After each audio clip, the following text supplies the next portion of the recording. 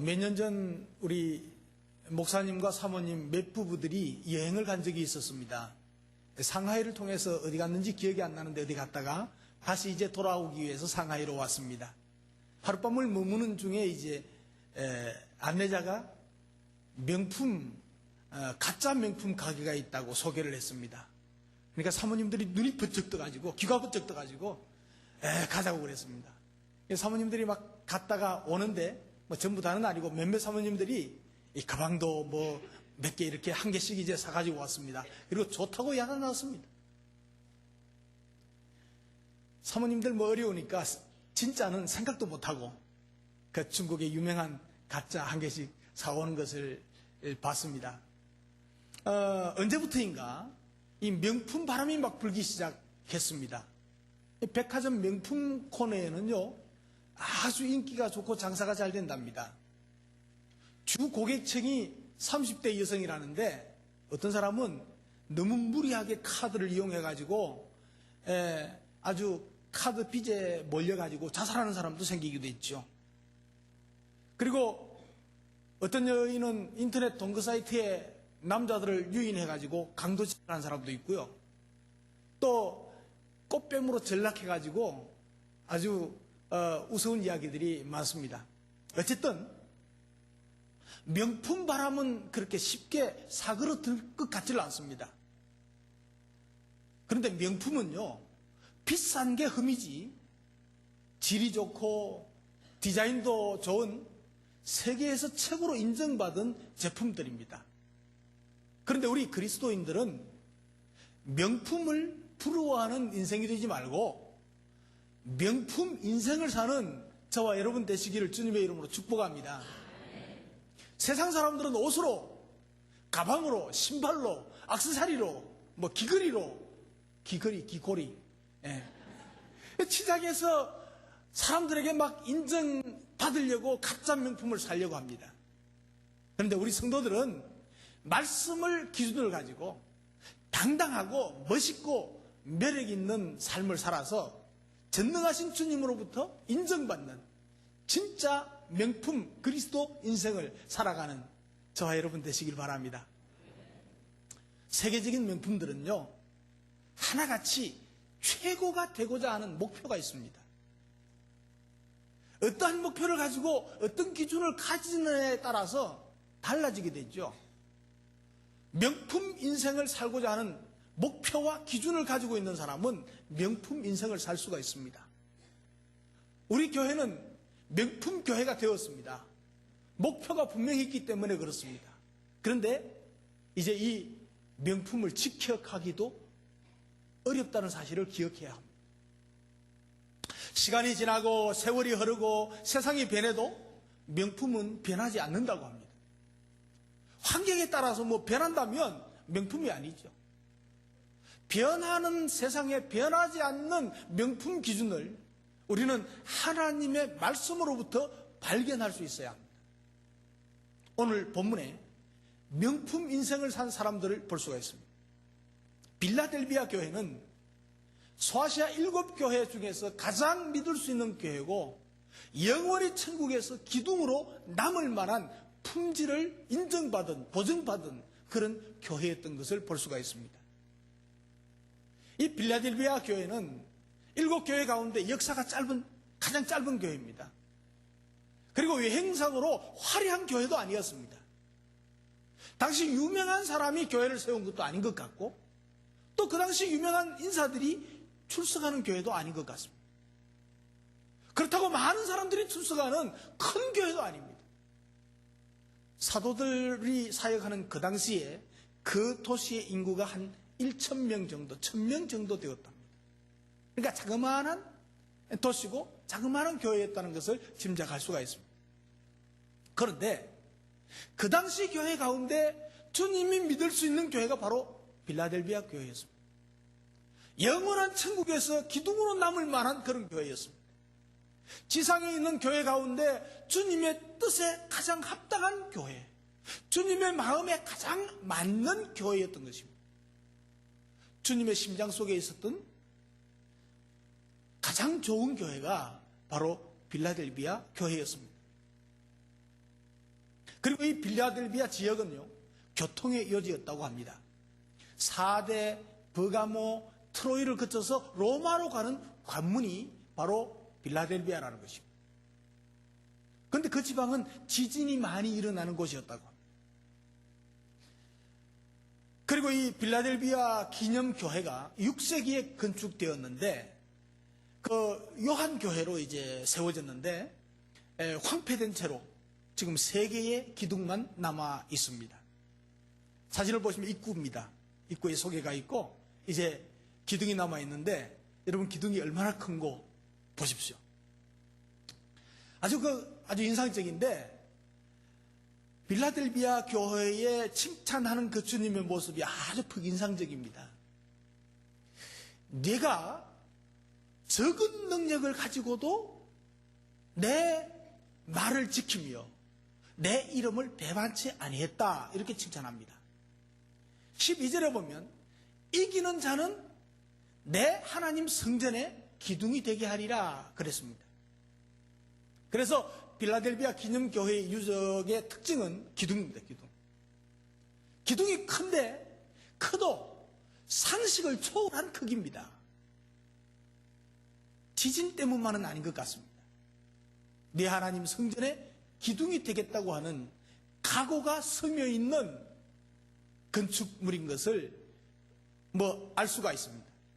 그래서 오늘 설교 제목은 여러분 사진을 기억하면서 기둥 생각하면서 기억하기 좋으라고 교회의 기둥이 됩시다 그랬습니다. 자, 옆 사람 보고 교회의 기둥이 되십시다.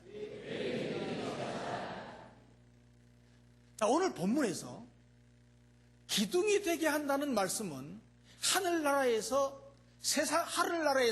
세상의 교회에서나 중요한 위치에 있는 아주 요긴한 사람이 되게 하겠다는 것입니다. 기둥은 중요한 거 아닙니까? 그러므로 우리가 하나님의 교회의 기둥이 되고 정말로 중요한 위치에서 하나님 나라의 요긴한 인물이 되게 하신다는 말은 얼마나 큰 축복인지 모릅니다. 또 이 성전의 기둥이 된다고 하는 말은 하나님 앞을 떠나지 아니하고 영원히 하나님과 함께 사는 사람이 된다는 말씀입니다. 다시 말하면 하나님이 그 중요한 사람을 떠나지 아니하고 함께 해주시겠다는 말씀입니다. 다시 말하면 임마누엘의 축복을 해주시겠다는 것입니다. 그러므로 우리 성도들은 모두 다 하나님의 교회의 기둥들이 되어서 하나님이 떠나지 아니하시고 하나님이 함께 하시고 하나님이 도우시고 인도하시는 임마누엘의 축복이 있으시기를 축원합니다. 이 빌라델비아 교회에 한 꿈이 있었습니다. 그것은 하나님 나라의 한 기둥이 되겠다는 꿈입니다. 언제나 그렇습니다. 주님이 쓰시는 교회는 남다른 비전을 가지고 사는 교회입니다. 주님이 쓰시는 성도는 남다른 비전을 가지고 사는 사람을 하나님께서 쓰신다는 말입니다. 교회의 생명은 비전에 있습니다. 기둥이 되는 꿈 가져야 돼요. 그래서 기둥은 곧고 튼튼해야 되죠. 기둥은 또 바르고 튼튼해야 됩니다. 나무를 자르고 다듬어 가지고 기둥이 될 수 있습니다. 그러면 기둥이 되려면 어떻게 해야 되는가? 기둥이 되려면 말씀을 지키면 됩니다. 예. 자, 옆 사람 보고 말씀을 지켜서 기둥이 되십시다. 예, 말씀을 지켜야 기둥이 됩니다. 그래서 빌라델비아 교회의 성도들은 적은 능력을 가지고 조그만한 능력을 가지고도 주님의 말씀을 지켰다는 것입니다. 그래서 8절에 적은 능력을 가진, 그러니까 교회 건물도 웅장하지 못하고 교인들의 숫자도 많지도 않고 예산도 풍요롭지도 않고 교인들의 사회적인 직위나 학력, 재능으로 볼 때도 자랑하거나 내세울 게 없습니다. 그 능력이 아주 적습니다. 그런데다가 핍박이 있었고 큰 시험이 있었던 교회였습니다. 그럼에도 빌라델비아 교회 성도들은 주님의 말씀을 순종했고 믿음을 지키고 있는 것을 알 수가 있습니다. 인정받았어요. 주님은 주님의 말씀을 순종하는 교회, 주님의 말씀을 순종하는 성도를 칭찬하십니다. 아무리 큰 능력을 가지고 있고 많은 재능을 가지고 있다고 할지라도 순종치 않는 사람에게는 하나님께서는 역사하지 않는다는 사실을 우리는 알아야 합니다. 주님께서 진실로 원하시고 요구하시는 사람은 적은 능력의 소유지만, 조그마한 능력의 소유지만은 그 주님의 말씀을 아멘으로 받아들이고 순종하는 마음을 가지고 순종하려고 노력하는 사람이라는 사실입니다. 주님께서 역사상 가장 크게 들어 사용했던 인물들은 한결같이 순종하는 사람이었습니다. 성경에 나오는 위대한 인물 중에 말씀에 순종하지 않는 사람이 없었습니다. 그리고 실천하는 의지가 약한 사람이 아니고 주님의 말씀이 떠질 때 그 말씀을 순종해서 실천해 나가는 사람이었습니다. 하나님의 말씀은 능력이 많다고 지켜지는 것이 아닙니다. 힘세다고 똑똑하다고 뭐 많이 안다고 신앙생활 오래 했다고 지켜지는 것이 아닙니다. 오히려 약한 사람들이, 능력이 적은 사람들이 자기의 약함을 통해서 자기의 약함을 인정하고 자기의 약함을 통해서 주님의 하나님의 강함이 나타나는 원리를 잘 아는 사람이 순종할 수 있다는 것입니다.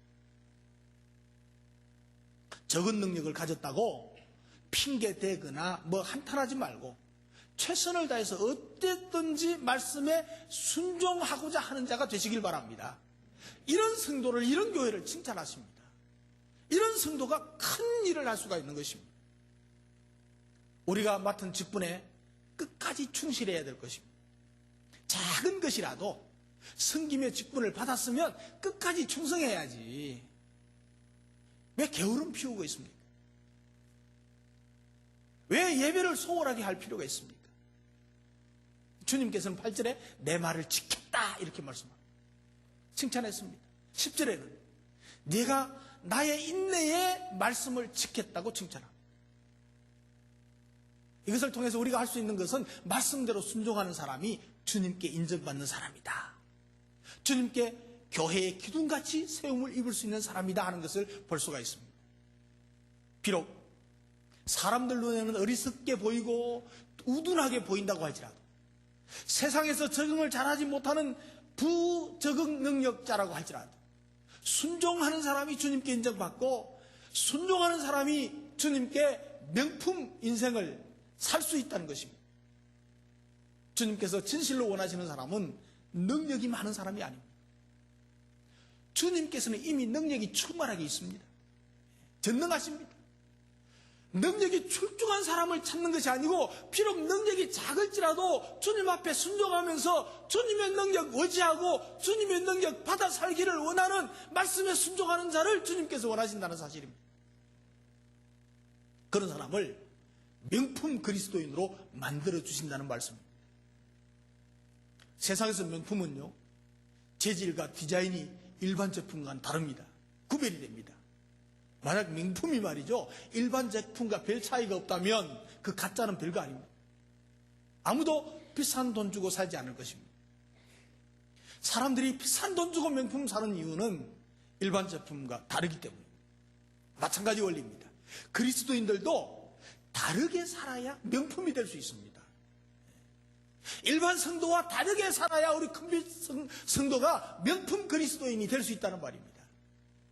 세상 사람들과 아무 구별 없이 살아간다면 결코 그리스도인이라고 할 수가 없는 것입니다.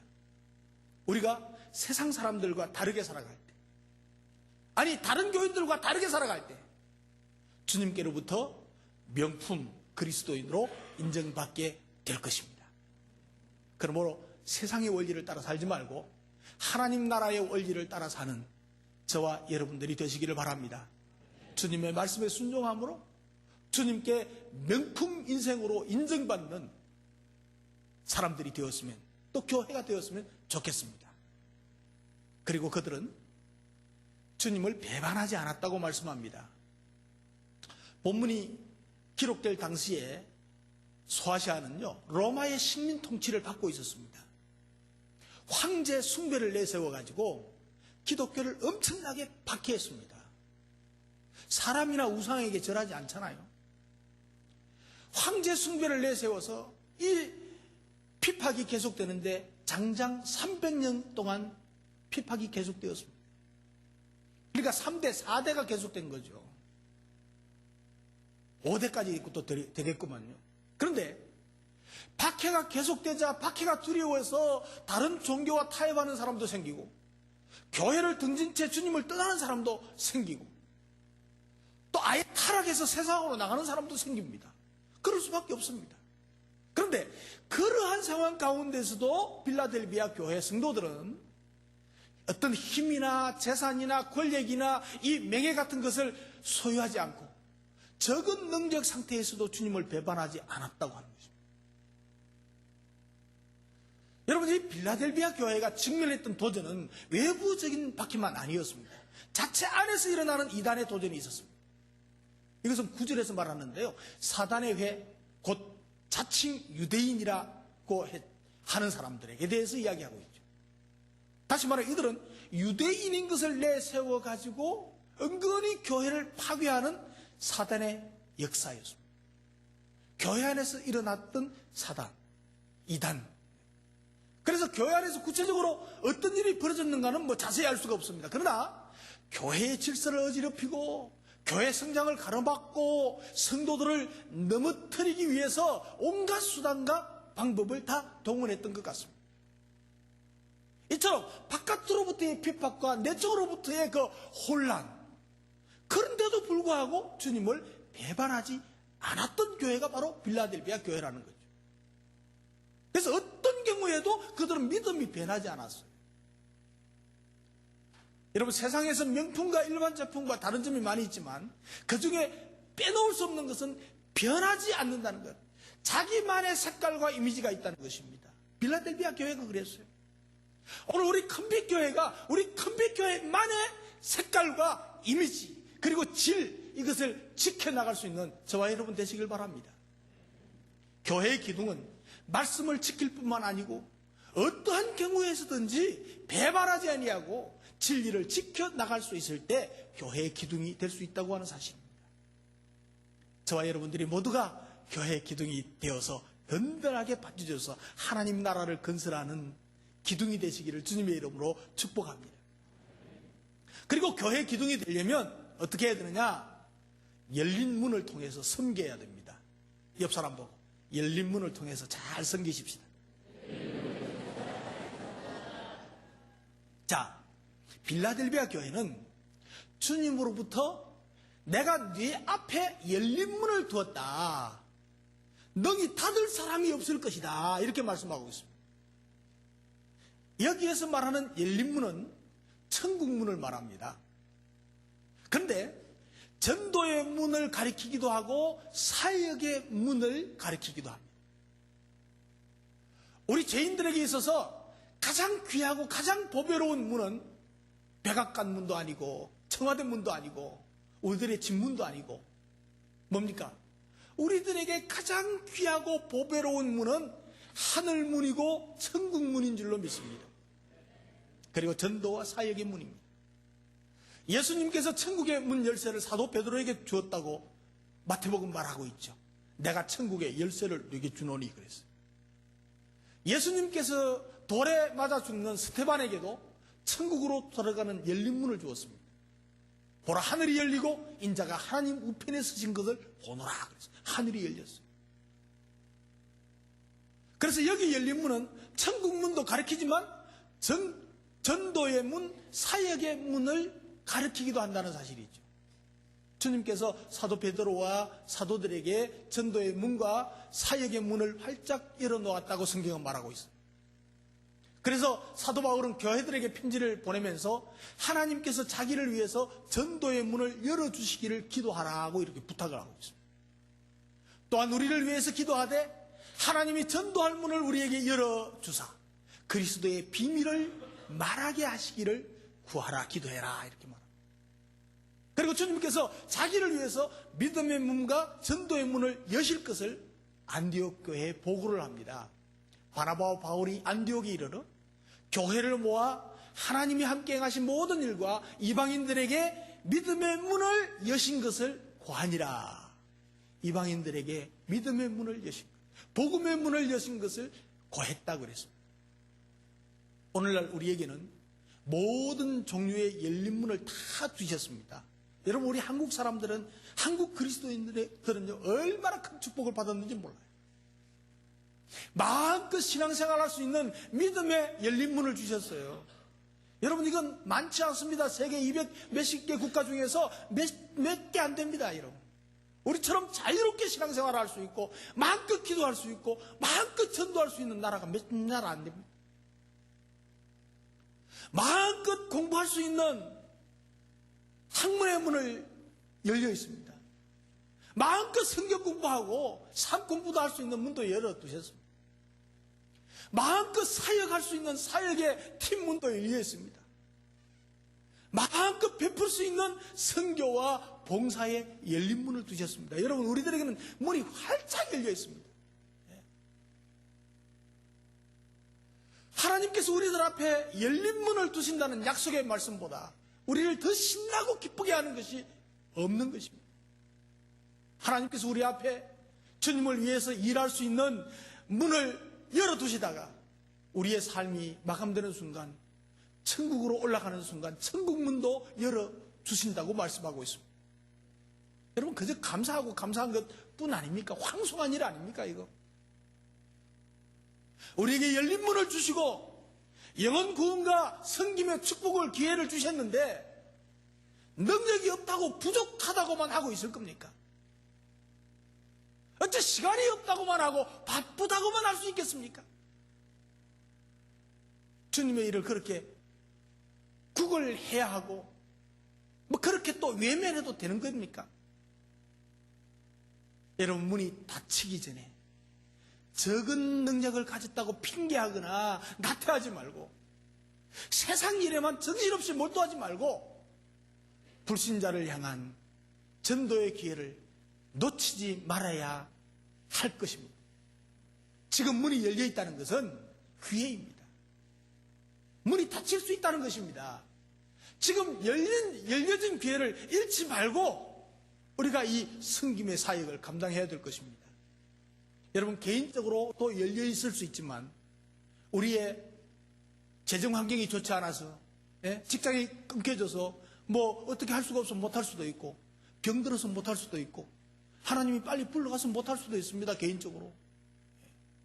국가적으로도 어떻게 될지도 몰라요. 물론 잘 되겠지만.